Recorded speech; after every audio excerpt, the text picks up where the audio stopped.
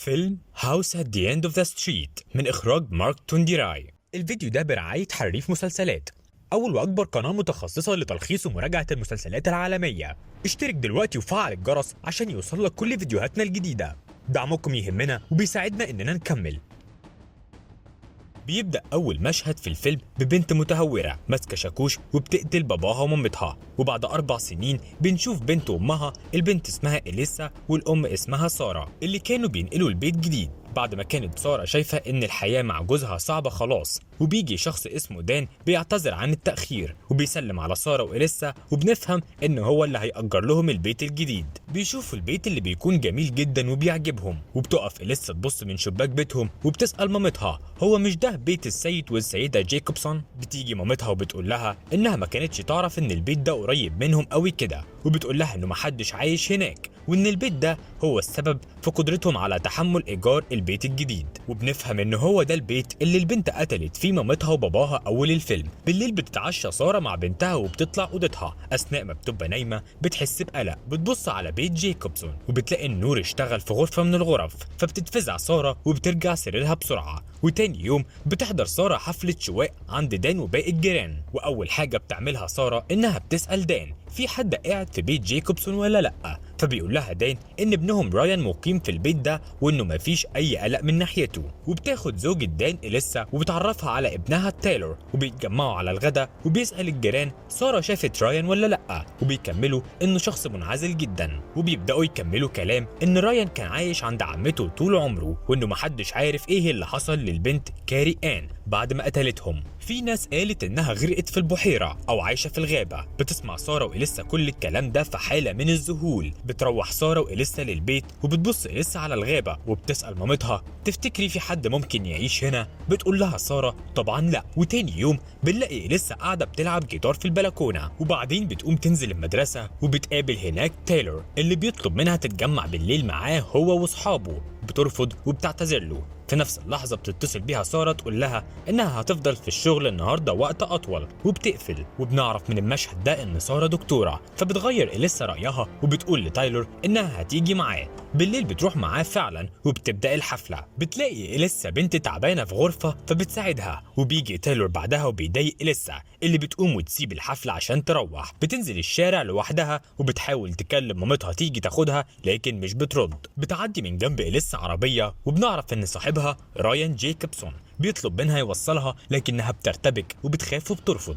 بعدها الدنيا مطرت جامد فاضطرت انها تركب معاه، واكتشفت ان كل الكلام اللي بيتقال عنه غلط وانه فعلا شخص لطيف. وبترجع لسه وبتحكي لمامتها اللي حصل وبتقلق عليها جدا. وبنشوف رايان في بيته وهو ماسك اكل ونازل بيه لغرفه في القبو، واول ما بيفتح الباب بتهجم عليه بنت وبنعرف انها كاري آن وبيديها حقنه مهدئه، وبيقول لها انه في بنت جميله اسمها إليسا سكنت جنبهم وبيطلب منها ما تضايقهاش، وبيقفل الباب وبيخرج. تاني يوم في المدرسه بتقابل إليسا هناك جوليان البنت اللي كانت تعبانه في الحفله. بتشكر جوليان إليسا انها ساعدتها، وبيجي اخو جوليان اسمه جيك ومعاه صاحبه روبي. بيسلم على إليسا وبيقول لها انه عارف انها كانت في فرقه موسيقيه وبيطلب منها تقيم شغله. في المستشفى بتقابل هناك ساره شرطي اسمه بيل وبتساله على رايان، فبيقول لها انه شخص كويس ومفيش منه اي قلق وان الناس ظلماه جدا. بتروح إليسا تزور رايان في البيت وبتتعرف عليه اكتر وبتاخد جوله في البيت، وبتدخل اوضه كاري آن وبيحكي لها رايان انها كان عندها تاخر عقلي وانهم كانوا طول الوقت بيلعبوا.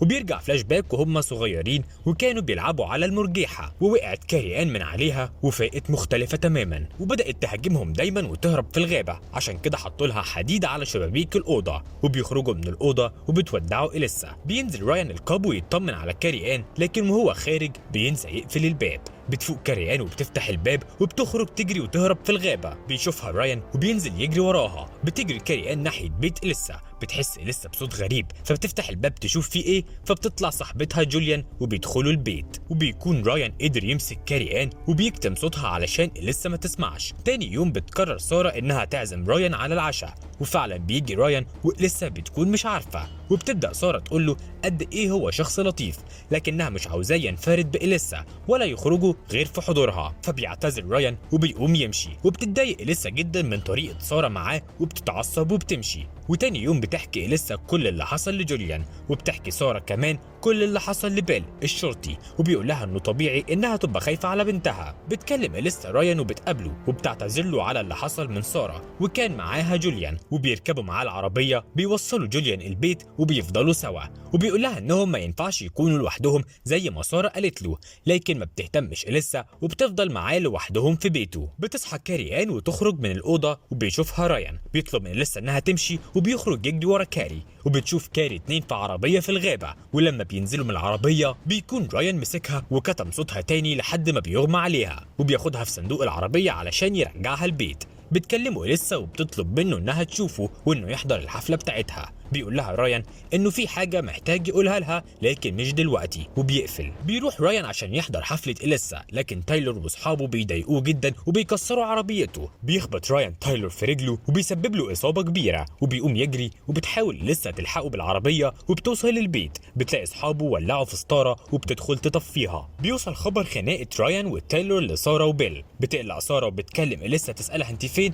بتقول لها إليسا انها في البيت. بتبدأ إليسا تدور في البيت عند رايان وبتلاقي في صندوق الكمامة حاجات تخص بنت زي ما يكون في بنت عايشة في البيت. بتنزل إليسا القبو لحد ما بتوصل للأوضة اللي فيها كاري آن، وبتفتح الباب وبتهجم عليها كاري، وبيجي رايان في نفس اللحظة يمسك كاري وبيطلب من إليسا انها تطلع فوق، ورايان بيربط كاري وبنلاقي ان عينيها لون ازرق ولون عسلي، وبتلاقي إليسا على ايديها عدسة لاصقة. بتبص تاني على القمامة بتلاقي ان في ورقة مكتوب عليها عدسات شديدة الزرقة، وبتلاقي كمان محفظة البنت فيها بطاقتها اسمها بيجي جونز. بتفهم إليسا إن رايان خاطف البنت دي وبيعاملها كأنها كاري آن. في نفس اللحظة بيجي رايان وبياخد باله إن إليسا عرفت كل حاجة، ولما بتيجي تروح بيضرب راسها في الباب وبتقع مغمى عليها. بتفوق وبتلاقي نفسها مقيدة في أوضة كاري آن، ورايان واخد البنت التانية بيجي وخارج، وبيقول لها إن في اليوم اللي كان بيلعب فيه مع كاري آن وقعت من على مرجحة وماتت، وبتترجى إليسا إنه ما يأذيش البنت. بتتصل سارة بإليسا تاني وبتتأكد إنها مش في البيت. بتطلب من بيل إنه يروح يشوفها الأول في بيت رايان. بيوصل بيل هناك وبيسأل رايان اللي حصل مع تايلور، فقال له أنا كنت بدافع عن نفسي بس. وبعدين سأله بيل عن إليسا فقال له إنها ما جاتش. بيشوف بيل وهو خارج محفظة البنت وبيشك إنه في حاجة غلط. في نفس اللحظة كانت إليسا بتحاول تفك نفسها. بيدخل بيل تاني البيت وماسك المسدس وبيدور على رايان اللي بيخبطه بيزقه على الأرض في القبو وبيقتله. وبيتجه رايان ناحية الأوضة اللي فيها إليسا، وأول ما بيفتح الباب بتخبطه وبتجري وبتوصل للعربية اللي في القبو، لكن رايان بيوصل لها وبيخدرها وبيسيبها في الجراج مع البنت اللي ماتت. بتيجي سارة عند رايان تسأل على إليسا، وبتكون إليسا بتحاول تخرج من العربية تاني وبتسمع صوت مامتها وبتقول لها تهرب، لكن سارة بتجري تدور على بنتها فبيفاجئها رايان وبيطعنها بالسكينة وبيشيلها وبينزلها للقبو، وبيكتشف إن إليسا هربت تاني. بدأ يدور عليها وبيطفي النور علشان ما تشوفش حاجة. بتكون إليسا لقت مسدس بالواقع وبتاخده وبتضرب نار على رايان وبتحاول تاخد المفتاح منه، لكنه بيكون لسه ما ماتش. بتفوق سارة وبتضربه وبيقدروا انهم يخرجوا من البيت اخيرا، وقرروا انهم ينقلوا من المكان كله. وفي اخر الفيلم بنعرف ان اهل رايان كانوا السبب في اللي حصل له، لانهم فضلوا ينادوا عليه بكاري آن ولغوا وجوده في الدنيا، وده سبب له عقدة نفسية كبيرة. وبكده يكون الفيلم خلص. ما تنسوش تزوروا صفحة فيسبوك لفيديوهات اكتر. لو عجبك الفيديو دوس لايك واشترك في القناة.